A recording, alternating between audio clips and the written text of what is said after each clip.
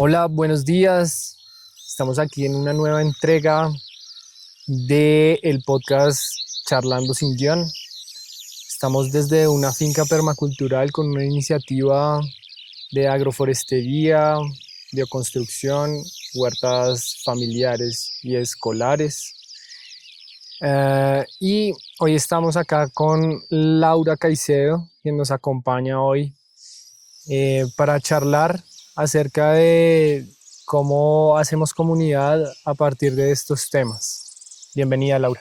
Gracias, Julián. Un gusto estar acá. Como ya lo dijiste, mi nombre es Laura Caicedo. Soy una joven rural, estudiante de ingeniería agroforestal. Entonces, pues es un gusto estar aquí. Muchas gracias, Laura. Bueno, aquí nos preparamos pues para conversar acerca de estos temas tan de importancia, Ujú. pues que son el agua y más que todo, cuáles son esas experiencias que hemos tenido alrededor de la comunidad, qué es lo que hemos hecho también como comunidad acá en la región. Y esto como para que la gente conozca qué se hace acá. Claro que sí. Bueno, pues creo que por nuestra ubicación geográfica somos más que privilegiados. Estamos en una zona donde tenemos buena riqueza hídrica. Estamos en un municipio donde tenemos un ecosistema de páramo y varios afluentes. Entonces, es muy chévere, digamos que tener esta riqueza. Pero también, pues tenemos como esas cosas que no contribuyen a este beneficio que tenemos. Tenemos, pues, por ejemplo, algunos temas que nos hacen como contaminación a estos afluentes, por ejemplo, la ganadería, los monocultivos. Es cierto, toda esta cuestión que tiene que ver con los monocultivos y la ganadería extensiva ha empezado a coger y coger todos estos ecosistemas, como por ejemplo el ecosistema que nos permite vivir acá, que es el ecosistema del páramo. eh, Nos hemos ido tragando la montaña cada vez más Sí. y seguimos en ello sin darnos cuenta qué es lo que está sucediendo realmente en el mundo con todo este cambio climático que está sucediendo hoy en día. ¿Qué es lo que está sucediendo como desde las experiencias comunitarias que tú has podido vivenciar? En efecto, para hacer como o establecer los cultivos o todo el tema de ganadería, se hace esa ampliación de la frontera, afectando no solo al ecosistema del páramo, sino también como a los ecosistemas de bosque alto andino, que también pues cumplen una función bien importante. Y también pues se hacen, por ejemplo, vertimientos o cuando hay lluvias, pues de todos estos cultivos que están ubicados como en la parte más alta, se hace la escorrentía hacia esos afluentes. Total, total, eso es algo que también hemos venido tocando el tema acá, digamos, en este espacio. Vemos cómo la agricultura convencional hace que las montañas empiecen a erosionarse bastante. Sí, claro. Entonces, ¿cuál podría llegar a ser, Laura, desde ti, como una posible solución frente a a este tema del agro, sí, como de esa agroindustria gigante, pues, que nos gobierna?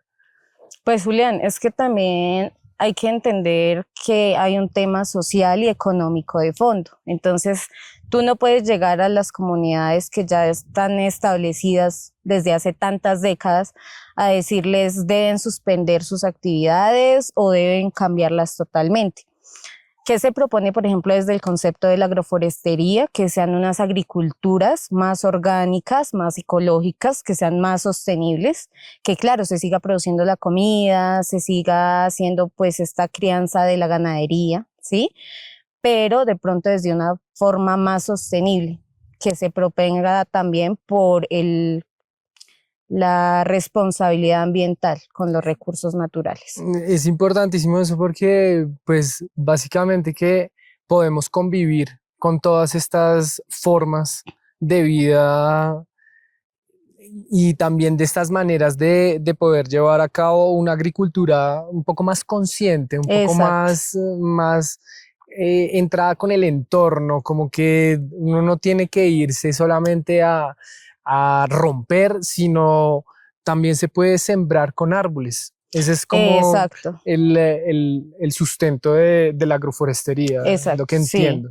Lo que busca la agroforestería es hacerle ese manejo integrado a una unidad de producción. Entonces, de pronto que tú en tu finca hagas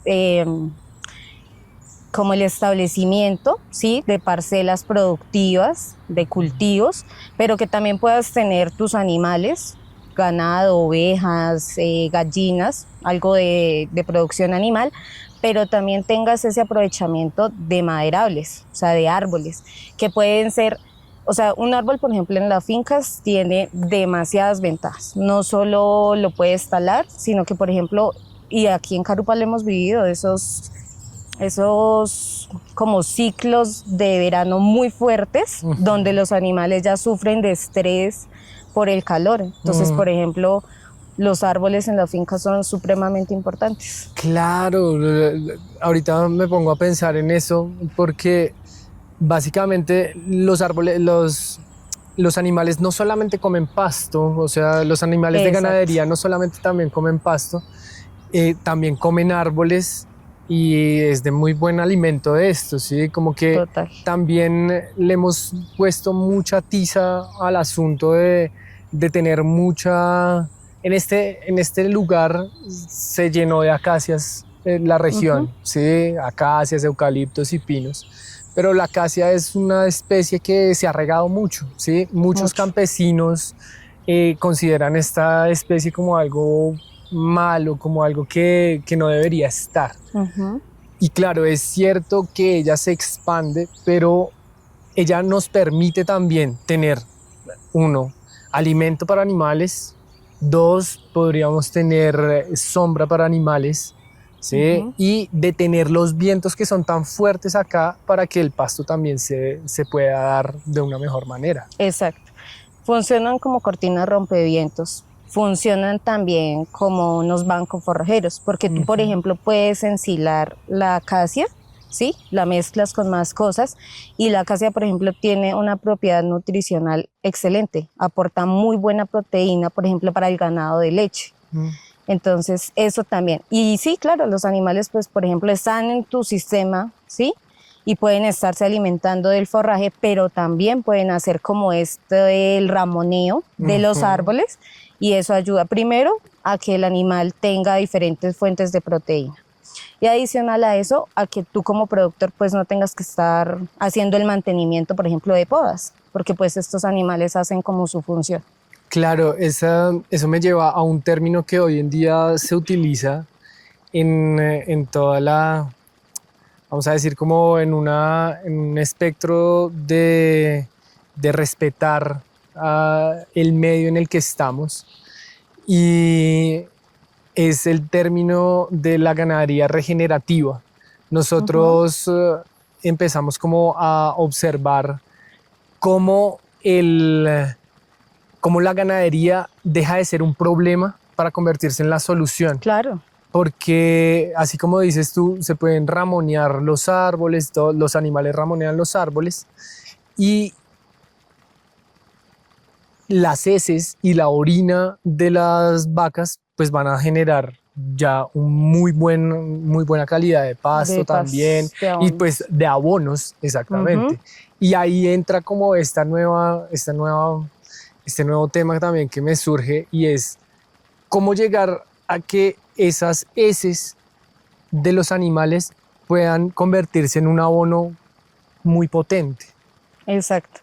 Pues es que, por ejemplo, Carmen de Carupa tiene esa vocación agrícola y ganadera. O Ujú, sea, un muy buen porcentaje de la población en Carupa vive de la ganadería. Y de la ganadería es que pagan sus impuestos, es que sus hijos estudian, es que se ujú. compra el alimento. Entonces, sí, claro, esta ganadería regenerativa tiene un plus y es eso precisamente, hacer su producción de la ganadería, pero desde un enfoque un poco más ecológico. Por supuesto, por ejemplo, estas heces se pueden utilizar como abonos verdes, como biopreparados, lombricultivos, un bokashi, por ejemplo, que también son como esos abonos verdes que ayudan muchísimo, no solo, por ejemplo, para la producción del forraje, del pasto, sino también para la formación y aporte de nutrientes al suelo.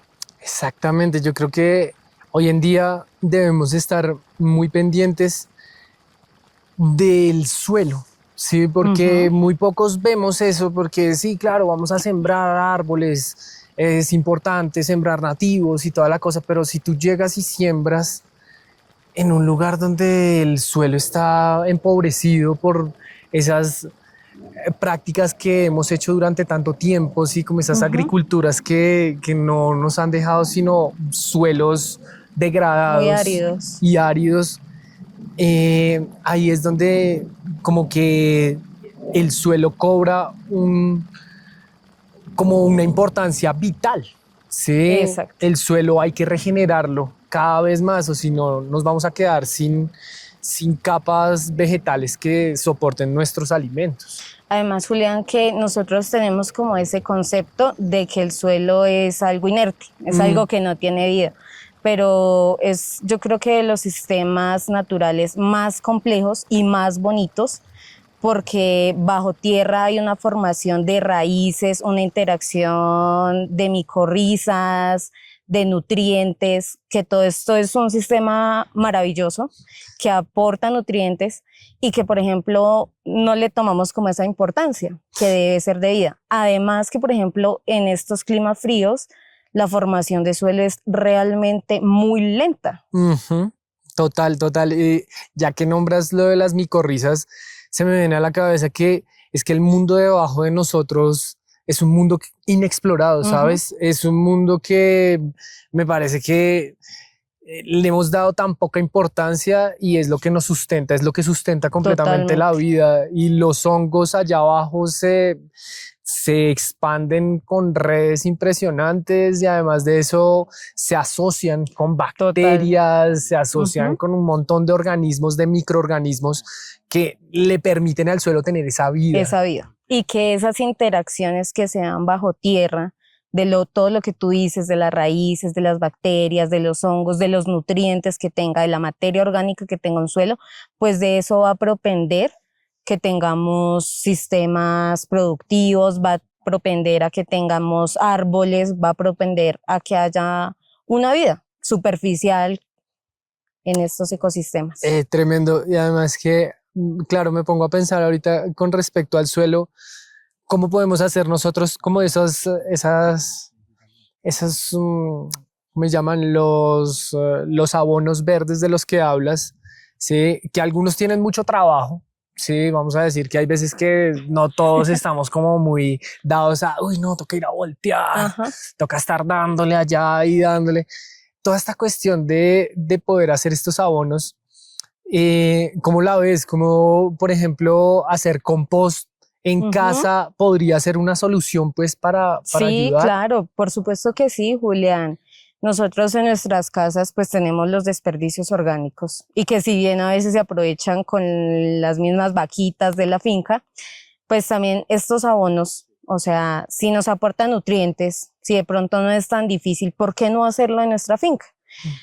Bueno, yo te cuento una experiencia. Por En favor. la finca de mis papás tenemos ahorita muy artesanalmente, tengo un lombricultivo, lo tengo ya hace como un año, más de un año, y es como es, los desperdicios de la cocina. Bueno, no, espérame, que es que hoy es para mi lombricultivo. Y entonces se procesa, se tritura un poco, porque la lombriz pues no come como tan entero. Es cierto. Entonces se humedece, por ejemplo, con melaza, que es algo que también tenemos en nuestras fincas, y se les coloca. Y tú lo dejas ahí, dependiendo, ¿no? Pues la cantidad que tengas, pero yo lo dejo generalmente 2 semanas y a la semana vuelves y nutres, vuelves y alimentas. Y ya te va quedando tu abono que después se puede utilizar en todo, en jardinería, en las huertas, en los mismos pastos, en los cultivos. Eso es muy importante, esas experiencias, Laura, porque realmente son las que enriquecen, ¿sabes? Estas experiencias muchos, por eso es que digo que, o sea, tenemos una contradicción allí entre el hecho de que los ancestros sí deforestaron, sí volvieron una nada los suelos, pero también habían otros que hacían cosas ambientales que uno decía como, oiga, Exacto. sí, estos tipos están avanzadísimos, sí, como Sí, que le prestan atención a los abonos, le prestan atención a que no se desperdicie nada y todo lo y todo es metían en un un ciclo. ciclo. Ujú. Sí. Exacto. Sí, nuestros antepasados pues de pronto no tenían tanto como ese tema del cuidado del medio ambiente o de pronto en sus conocimientos no se daban cuenta como que esto afectaba todo un ecosistema. Ujú. Sí, que si yo cogía y rompía el bosque nativo, pues no era solo afectar a mi finca, sino que afectaba todo un tema. Entonces, sí es importante eso. ¿Cómo podemos llegar a una educación ambiental, Laura, donde se involucren las comunidades y podamos no solamente, claro, es muy importante educar al niño, Ujú. sí, educar al joven con respecto a estos temas, pero cómo podemos hacer con que esta comunidad que ya está un poco más en edad entienda en estos momentos que estamos viviendo un momento crucial para Ujú. o dañarlo todo O tratar de mitigar. o sí, exacto, tratar de mitigar el Ujú. cambio, así como que llegar a regenerar toda esta vuelta. Sí, pues es importante y yo creo que lo primero para hacer una educación ambiental es que la comunidad tenga la disposición. Ujú. Nosotros ya hemos visto y este tema del cambio climático no es algo que nos afecte fuera, sino que nos afecta directamente. Cuando llega la temporada de verano tenemos unas épocas secas muy extensas, como también cuando nos llueve. Aquí a veces llueve mucho y son Mm, periodos muy largos. Casi ujú. que todo lo que va de este año ha estado Lloviendo, lloviendo. sí. Entonces es importante que como comunidades tengamos esa conciencia, ¿sí? Que todo nos puede afectar. Y ya luego, pues por supuesto, pienso que cada uno desde su finca, desde su casa, puede tomar esas acciones, esas iniciativas. Y por supuesto hay que involucrar instituciones que lleguen de pronto, nos apoyen los procesos, nos hagan ver esas perspectivas, ¿sí? De que lo que hacemos pueda que tenga consecuencias, puede que tenga, pero sí, claro, la educación ambiental debe incluir no solo a niños, sino a toda una comunidad en general. Sí, ya que hablas ahí como de las instituciones, es muy clave eso también. Claro, nosotros estamos en un punto donde decimos, claro, yo lo hago, yo lo puedo hacer. Ujú. Sí, le puedo decir a mi vecino que lo haga, le puedo entregar toda la información, pero también para que se haga un poco más regional, la cuestión, podríamos llegar como a involucrar a estas instituciones. ¿Cómo hacemos que para que todas las alcaldías, la gobernación, a lo menos aquí en Cundinamarca, le preste atención a todos estos procesos que ya no son los mismos de antes? Exacto. Lo que pasa es que también se ha perdido un poco la credibilidad en estas mismas instituciones porque hace unas décadas hicieron algunas cosas que estaban muy mal hechas o la forma de intervenir de estas instituciones, pues hace una temporada no ha sido tan cercana a las comunidades. Ujú. Entonces, desde ahí debe también partir, que las instituciones lleguen al campesino, lleguen con programas, que ya se tienen programas, que ya se tienen iniciativas por parte de los gobiernos, pero que sea así como de esta forma amigable.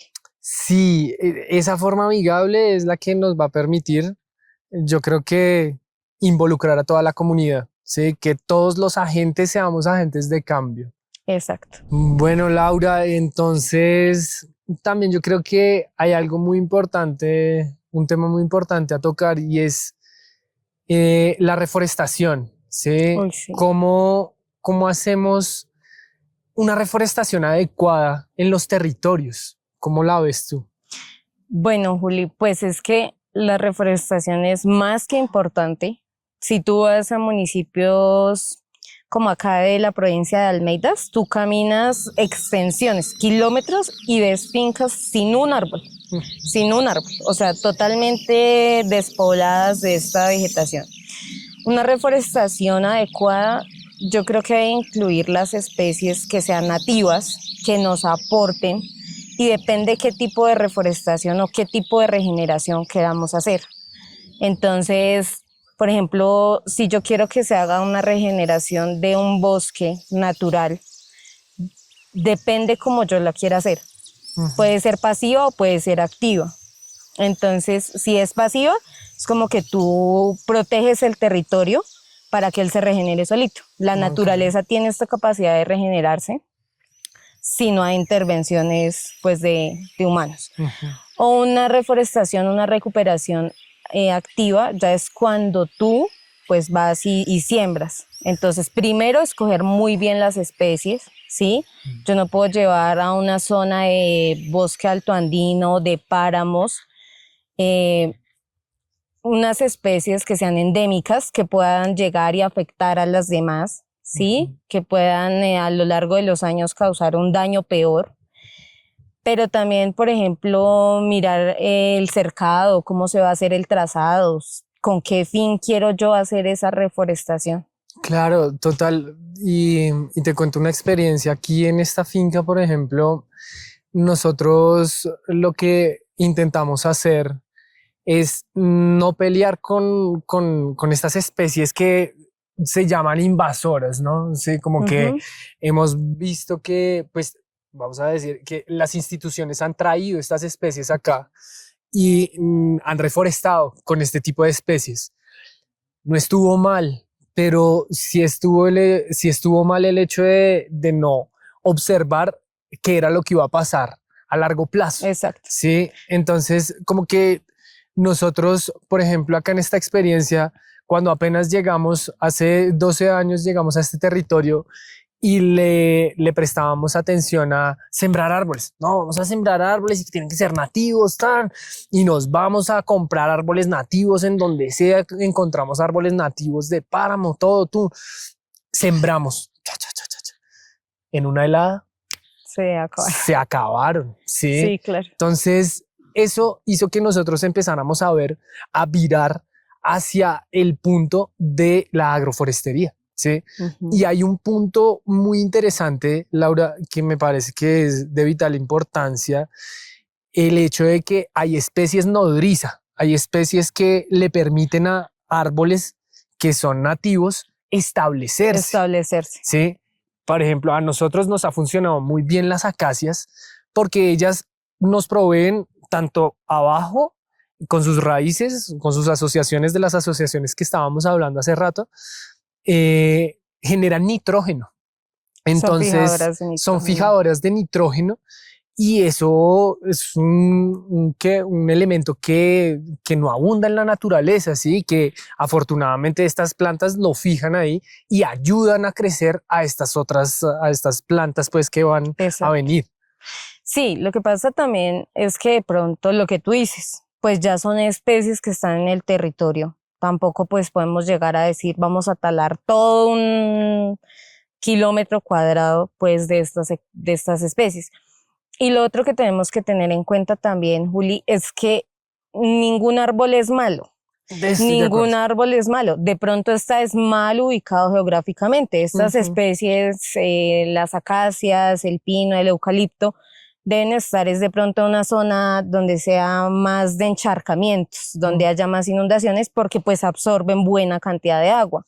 Total. Y sí, claro, pues de pronto, claro, no es que lleguemos, no es el hecho tampoco de llegar a hacer una reforestación con estas especies, pero digamos que si ya están en el ecosistema, pues propender integrarlas con otras que sean nativas, mirar con cuál puede hacer buena alelopatía, buena asociatividad y pues que se regeneren. Qué lindo ese término que acabas de nombrar, Laura, de la alelopatía, porque yo creo que este es un tema que no conocen muchas personas y es que las plantas se comunican entre ellas. Exacto. ¿Sí? O sea, si nosotros tenemos internet, ellas tienen una intranet allá debajo tremenda, ¿sí? Sí, claro. A partir de raíces se comunican, este árbol que está acá se comunica con ese de allá y así, ¿sí? Por medio de esa comunicación química que existe de raíces. Sí, lo que pasa es que también todo un ecosistema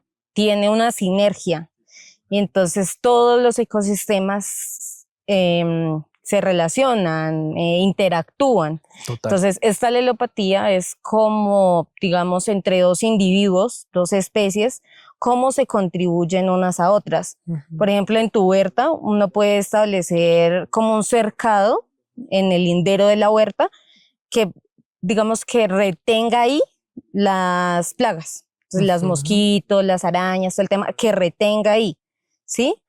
Y pues que no afecte lo que está como tal dentro de la huerta.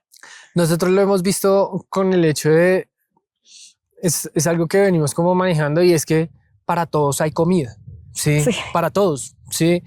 El punto está en que si yo le doy, si yo voy a poner mi comida, pues le coloco comida también a los demás, a esos insectos que son las plagas, que las vemos así como algo como, sí, este insecto que no, pero hay insectos también que nos que son muestran, muy, son indicadores, son ¿no? bioindicadores o pueden ser polinizadores. Uno Total. también tiene la creencia de que no es que está lleno de mariposas, lleno, pero es que puede ser que haya un efecto de polinización. Ujú. Igual que las plantas, hay plantas que tú las ves y dices, ay, la maleza.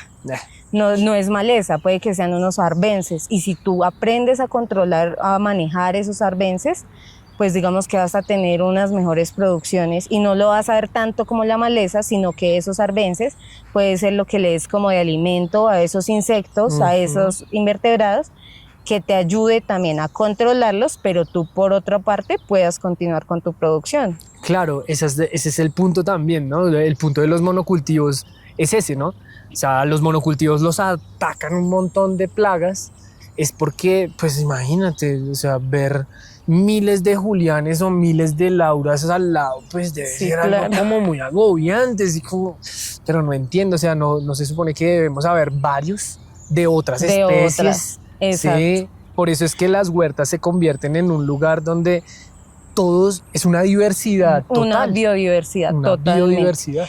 Y que en estos monocultivos, cuando aplicas tanto químico, obviamente uno entiende que no se va a poder hacer una agricultura totalmente orgánica. Claro, para algo deberás usar a un producto químico. Mm. Lo ideal es, digamos, que utilizarlo en bajas concentraciones, limitar este tema, pero también lo que pasa es que las plagas, o lo que uno conoce como plagas, va creando una resistencia a estos Ujú. productos químicos. Entonces tienes el gusano, tienes una polilla y ella va mutando, va creando resistencia y cada vez vas a necesitar ponerle más y más y más químicos. O sea, va a llegar el punto en el que la agricultura con todo este tema químico o estos monocultivos con solo químico va a ser un poco insostenible. Claro, ya, yo creo que ya lo es, Laura. Mira que pues hay experiencias alrededor del mundo donde se han generado desiertos, Claro, sí, completamente, sí. En Argentina, por ejemplo, hay lugares en el norte de Argentina donde las tabacaleras sembraron y dejaron ahí, ya como que ya explotaron exacto. en el momento y Y se ya, fueron. Aquí, aquí abajito de mi finca, los vecinos sí, sembraron cebolla. cebolla y se fueron y listo, sí, como que a Exacto, ellos no les importa mucho el hecho de prestarle atención a qué es lo que pasa de lo que hablábamos allá debajo, sí. exacto. Si tú haces que la vida del suelo se muera, no van a hacer nada encima. Además, pues que estamos también en una era donde la tecnología ha aumentado, donde la innovación, donde la investigación aplica para todo, en todos los campos. Y respecto a la agricultura, hay tecnologías o hay, por ejemplo, para este tema de plagas, hay biocontroladores que también son brutales. Si tuve la experiencia de conocer, por ejemplo, en el café, en los cultivos de café, cómo se controla la broca de café. Ok. Y entonces con un biocontrolador y te venden ya, por ejemplo, en las casas de agroquímicos, te venden estos productos que son pues ambientales, que son un poco más ecológicos, porque es como que te vendo los huevos de la araña para que se coma la mosca o bueno, Ujú. algo así. Total. Pero entonces sí, claro, digamos que también es como esa invitación a que se integren estas dos cosas y se empiecen a hacer esas agriculturas de pronto de una manera más natural, más sostenible. Claro, total, porque es que, o sea, esta tecnología ya está. O sea, ya Ya no está. vamos a decir como, ah, es que tenemos que hacer una investigación y tal. Las investigaciones ya están, ya hoy en día ya tenemos que estar hablando de este punto de regeneración. Si no hablamos de regeneración, hablamos de continuar en un mismo, en una misma actividad que nos va a llevar a la debacle, ¿sí? A que nos muestren Ujú. todos estos documentales terribles que nos vamos a morir en 50 años, no va a haber tierra, nos vamos a consumir todo. Entonces, estas tecnologías ya están ahí. Además que, Laura, me pongo a pensar y digo como las tecnologías, estas tecnologías de punta eran algo que también se utilizaba antes. Sí, Sí, no, claro, no es no es de algo ahora. novedoso ni nada, Ajá. toda la cosa, sino ya esta tierra lleva muchísimo tiempo haciéndolo. ¿Sí? Nosotros apenas llevamos un ratico acá y creemos que no sabemos todo. Sí. ¿Sí? Entonces, ahí está el punto. Yo creo que la cuestión de prestarle atención a como a esas nuevas tecnologías ancestrales, vamos a llamarlo de algún modo, eh, eso nos va a llevar como a observar que es solamente imitar la naturaleza. Lo que tenemos que hacer es imitar la naturaleza. Ujú. Un ejemplo claro es aquí detrás mío tenemos un lago, ¿sí? Que se ha comportado desde que lo hicimos, es un lago artificial. Lo hicimos y se empezó a llenar de eneas, se empezó a llenar también de unos papiros. Y esto es una tecnología que empezamos a observar, pero de los humedales naturales que se Ajá. generan. ¿Sí? Sí.